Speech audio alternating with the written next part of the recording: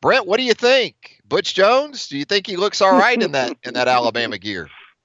Well, Butch has had on several different kinds of colored gear before he went to even Tennessee. So, listen, that thing's almost comical. Travis, frankly, I mean, you would think that he was going to be the OC, but as you know, he just one of many nameless and faceless almost analysts that Saban has and many other coaches. So, hopefully for him, he'll be able to reinvent himself and go on. But it just that fear and trembling. Even some writers who should know better, writing about. Just him being on this coaching staff. So it's much ado about nothing. But because it's this time of year, when there's a limited amount of things going on, it gets a lot of attention. I'm of the belief that Butch can be a real asset in an analyst role. What do you think? I mean, just in that particular role, do you like it as an addition? I mean, Travis, for what analysts do, as far as just pitching in and helping basically with previews and reviews and self-scout, game planning, and things like that. I mean, listen, anybody who's been a coach in Division I for as long as he has, I mean, you've got to be able to have some input that will be valuable, wouldn't you? Knows the league. I mean, this guy's been around the league. He knows one of your primary rivals. Right. So I would think absolutely. And whatever you think of Butch Jones, you've never heard sort of disparaging remarks about his work ethic. I mean, the guy, you just look at him, he looks like a grinder, So in terms of giving you everything he's got in that specific role, I think it's a good thing. We also saw, by the way, today on the coverage, Brent Beaird, Brent, the former Arkansas head coach. Maybe we can get Beaird in here too. Just all the displaced SEC coaches. Nick Saban can take them in and help them sort of rebrand themselves. Well, and if Jim McElwain hadn't gone to Michigan, Travis, maybe he could have come in too. And I'm sure it caught your attention about the word explosive on the explosive Gator offense that he oversaw on the Michigan bio, which has amused a lot of people down here, as you can imagine. I think for Gator fans, it was explosive, but it entailed a certain type of illness that you can experience an explosiveness from. But as we look at this Alabama basketball team with the SEC tournament getting underway later today in St. Louis, Missouri, do you have any expectations at this point, Brent, for this team to reel off a win or two and get itself back into legitimate discussion for an NCAA tournament at large bid? It's hard to have a lot for them right now, but I mean, they played better at A&M. They know A&M after playing them twice, and frankly, if they can cover the Davis kid, I mean, if their chemistry is better, if they're ready to play, they certainly have got a chance. And frankly, regardless of what the Jerry Palms of the world will say, I still think if they are able to win a game or two, that they would probably be in. I think A&M's in, and that they've had the numbers the whole year, and it's helped. Alabama's total resume has helped them, certainly before this slide. But, I mean, I think the reality of this thing is, Trav, is probably people in Tuscaloosa are trying to decide how much time that they want to invest in this team tomorrow to watch them after they've seen some of the efforts they've seen from this team the last 2 weeks. Yeah, it's tough. I know, sitting here with a 5-game losing streak underway, to envision this team making a run. But in terms of matching up, you said it. They seem to play better. It wasn't a loss, but they seem to play better against A&M over the weekend out in College Station. They've split games with both A&M and Auburn. So if you were to lay it out and considering every factor you'd want in play here, Brent, in terms of the credibility that the wins would give your resume with A&M and Auburn, and again the track record you've had with both these teams this season, could you have constructed it any better going into this tournament if you're Avery Johnson? No. They've got some real opportunities with both of those teams, and look, they're deep enough now to where they can.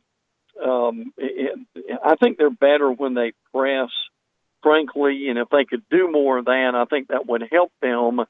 I mean, Giddens needs to play in this game. He didn't last week, and that hurt them. But look, I mean, A&M is dysfunctional as Alabama is a lot of the times, and Auburn's in a situation to where Alabama's got a real height advantage, and frankly, they're even more athletic. Auburn is better distributing the ball and just more fluid on offense, but if they could improve on their free throws, I mean, if they hit their free throws, they beat A&M in that last game.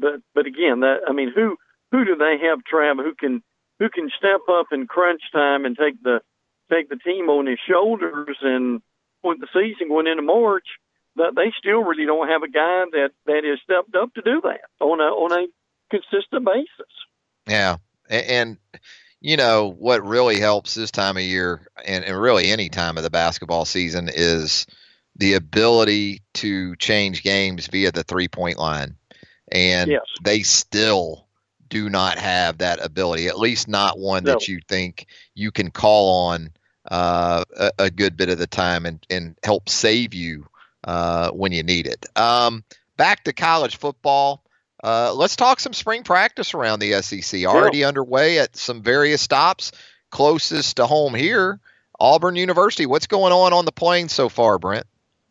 Well, I think what you're seeing there is they're trying to find out who the running back's going to be after Kerryon Johnson is gone. Asa Martin, I think, is one of those guys that people want to see how he's done, that they're going to experiment a little bit with some of these guys too, and with Jared Stidham out at least for a good bit of the spring, I think is going to give them an opportunity to be able to look at some of these other quarterbacks and kind of see where they're going to go from there. But and I know this is it is a broken record, Trav, but still, as we talked a little bit last week, I mean, who's going to replace Jeff Holland? Who's going to replace basically the starting offensive line and their two big backups?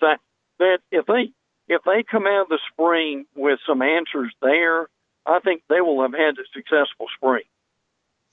I know you're down in Jacksonville, and speaking of losses for that Auburn offensive line, I need you to get in the ear of Tom Coughlin the next time you get a chance down there, and or Doug Marrone, the head coach, and let them know Braden Smith need to do what they need to do there to get the former Auburn offensive lineman involved, maybe even next to Cam Robinson on that Jacksonville Jaguar offensive line. As we look ahead here at Alabama, at the top of the hour, I had 5 questions for the Alabama wide receivers for you on the offensive side of the ball. We'll talk defense in the next week or so with you. Where do you see the biggest questions offensively? I talked about wide receivers, but there is production coming back, not to the extent of Calvin Ridley. Bradley Bozeman working out today at Pro Day on the University of Alabama campus, a 2-year starter at center. The quarterback situation, obviously, I don't necessarily look at that as a concern because I think they're in a good spot as far as having a talented option regardless. But for you, a spot or two on the offensive side of the ball for Alabama, Brent, that you'll have your focus on when they get things going on March 20th? I think the thing that I'm wondering about, Travis, is this, and particularly on the offensive line, how's Lester Cotton doing? I think physically he should be pretty good by then, but are they going back to more of a and I've had a couple of beat writers mention this to me, that in the spring they might want to go back to being more of a physical unit than they were last year.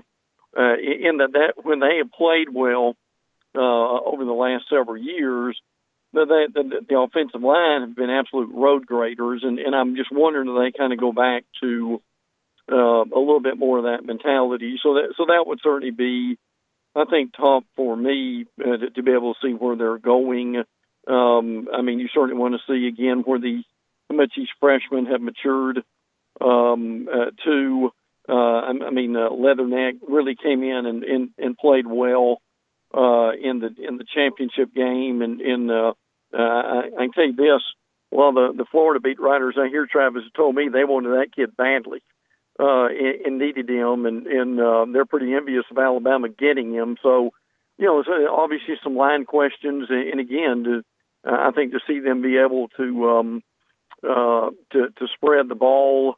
It'll be interesting to see what the attitude Smith has got after having all those accolades and being in the Daniel Moore print coming up, and after catching the touchdown pass. So it's going to be a fun spring in Tuscaloosa. I guess the good thing in relation to all that, and this isn't to say that Devontae Smith won't handle it absolutely perfectly, given the fame that has been thrust his way, is that the competition level should still be off the charts, because no doubt, just looking at wide receiver, you're Devontae Smith. You caught the national championship winning pass against Georgia in Atlanta, and there's some question of whether or not you'll be a top 2 receiver. Now, look, I fully expect him to be a top 3, and if you're top 3, you're essentially a starter in the Alabama offense at wide receiver. But there's still Jerry Jeudy that you got to compete with for touches. Henry Ruggs III. You got Terrell Shavers coming off a redshirt year. And a couple of guys coming in here in the summer to go along with Slade Bolton that's already here. That as young as that group may be, Brent, it still may rank as one of the very best in all of college football. I don't think there's any question as far as just pure talent level potential that group has got. And I think what only makes them better, Trav, is they're able to distribute the ball to these guys who are coming out of the backfield.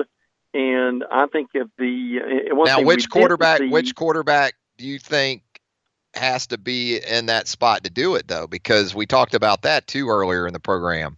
Yes. With Jalen, the distribution wasn't quite what it was with Tua, was it? No. And that's going to be the goal for spring. Jalen's got to prove that, doesn't he? I think Jalen in the spring has to prove that as much as anything. Is that yes. Unprompted. Now I'm talking about unprompted, not based on play call, but unprompted. Be able to go to the next guy or the third guy and get the ball to different people. That has to be at the top of his list, doesn't it? Yeah. Oh, there's no question about that. And that's going to be fascinating to see how much of that he's going to improve on.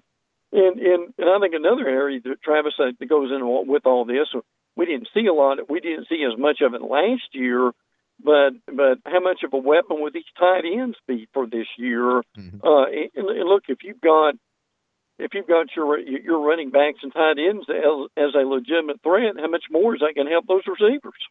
There's no doubt about that. Irv Smith Jr., Hale Henchis is back. Your top 5 tight ends are back. So they absolutely could play a role in that. It's just a question of, with the backs included that you alluded to earlier with Najee Harris, Damian Harris back, Josh Jacobs, what he can do out of the backfield. There's just not enough footballs, it doesn't seem like, to go around to all these guys. Brent, as we let you go here, I see that there's the potential for a rule change involving kickoffs.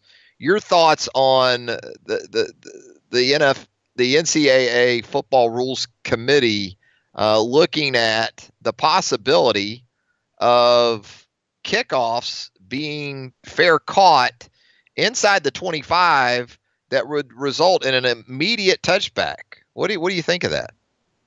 Well, I think some variation of that's going to pass. I mean, they're determined that they're going to make it safer. And it's going through all the committees, and at this point, I think they had a lot of discussion about it. And I think, frankly, that you're going to see that. I don't think necessarily. I don't think you'll see it this year. I think it may be next year. But the thing I'm hearing with this, and I'm curious if you are too, is Trevor. Are we heading to the point that they either do away with kickoffs in general, or are we going to replace the kickoffs, as some beat writers I've heard explain, maybe with even some kind of a punting situation that as some people think, would make it a little bit more fair, instead of giving folks such a head start. So I'm really wondering if within 5 years, are we going to see kickoffs going altogether?